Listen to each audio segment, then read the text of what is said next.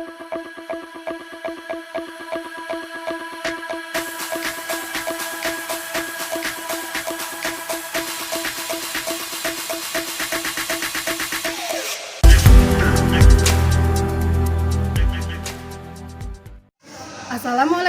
warahmatullahi wabarakatuh.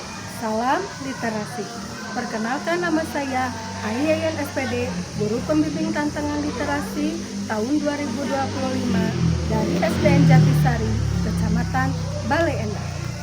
Pada kesempatan ini, saya akan memenuhi tantangan literasi bulan April, yaitu tentang jurnalistik, di mana jurnalistik adalah suatu kegiatan wawancara antara pewawancara dan narasumber yang bertujuan ingin mencari informasi dari narasumber tersebut dengan sesuatu hal yang ingin ditanyakannya.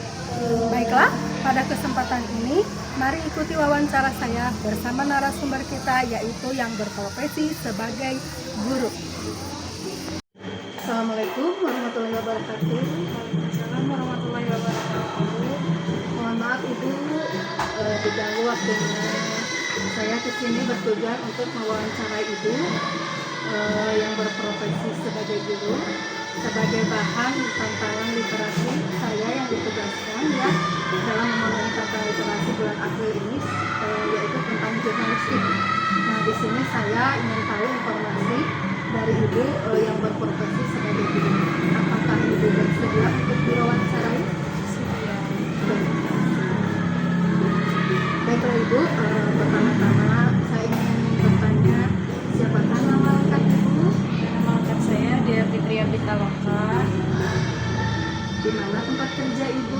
di SDN Jatisari, Kelurahan Manggahang, Kecamatan Bale Endah.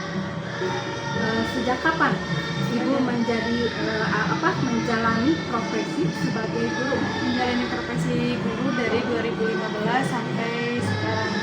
Alhamdulillah ya. Kemudian, apakah sebelumnya memiliki cita-cita sebagai guru? Sebelumnya saya memiliki cita-cita sebagai guru. Apa alasan Ibu hingga sekarang menjalani profesi sebagai guru? Yang pertama, saya belajar dari orang tua saya, ingin meneruskan cita-cita saya juga dan ingin menjadi abdi negara. Sungguh mulia ya cita-cita Ibu, alhamdulillah. Bagaimana perasaan Ibu saat pertama kali menjalani profesi sebagai guru?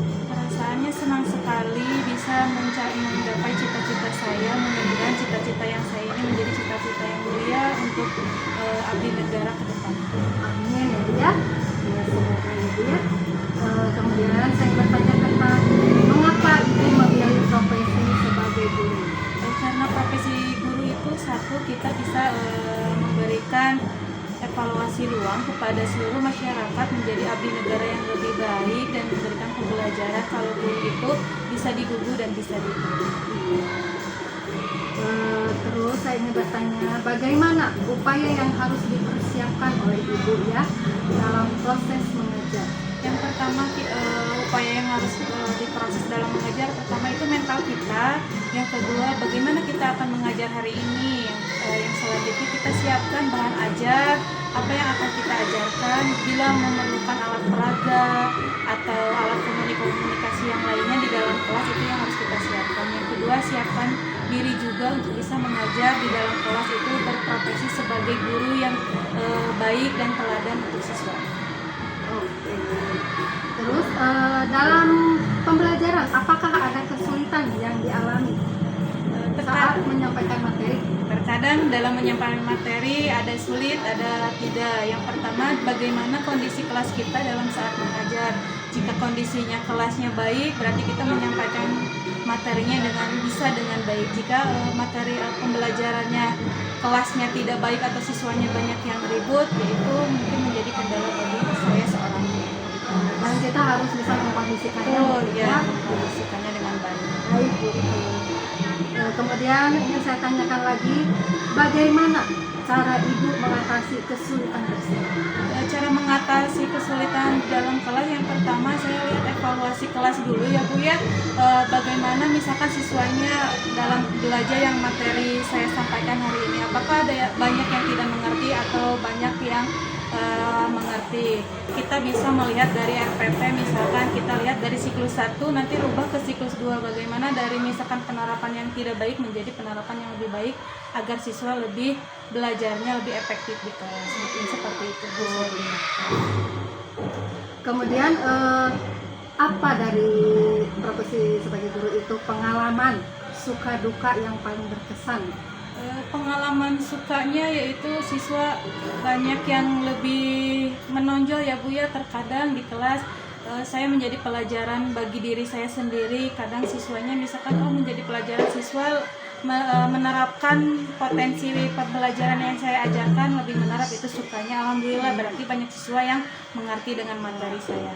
Dukanya karena di kelas saya mungkin ada beberapa anak yang ABK, terus saya harus menguasai kelas, yaitulah dukanya. Saya harus lebih belajar lagi untuk bisa mengatasi bagaimana situasi kelas yang lebih efektif. Mungkin itu Bagus ya.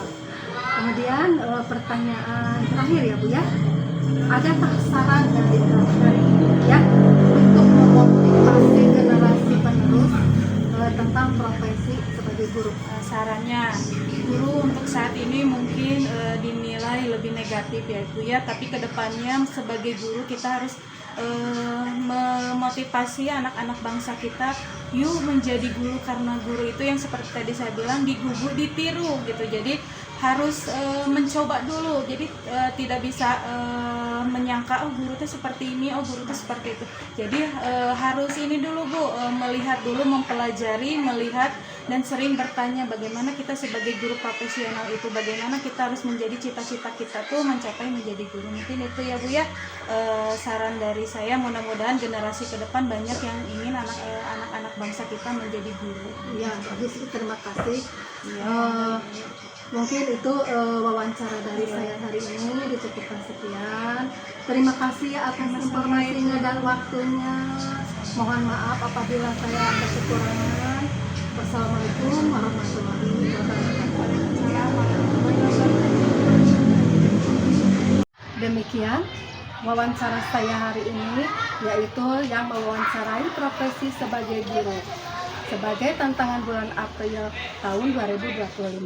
Nah, dari hasil wawancara ini saya dapat mengambil kesimpulan bahwa guru itu harus siap mendidik anak bangsa dengan lebih baik lagi, dengan mempersiapkan segala sesuatunya, baik alat mengajarnya, persiapan mental, fisik, dan segala apanya yang harus disiapkan lebih baik lagi. Karena tujuan kita adalah mencerdaskan anak bangsa. Seperti slogan, guru adalah digugu dan ditiru. Makanya kita harus menjadi teladan yang baik bagi anak-anak didik kita. Demikian, wassalamualaikum warahmatullahi wabarakatuh. Salam literasi.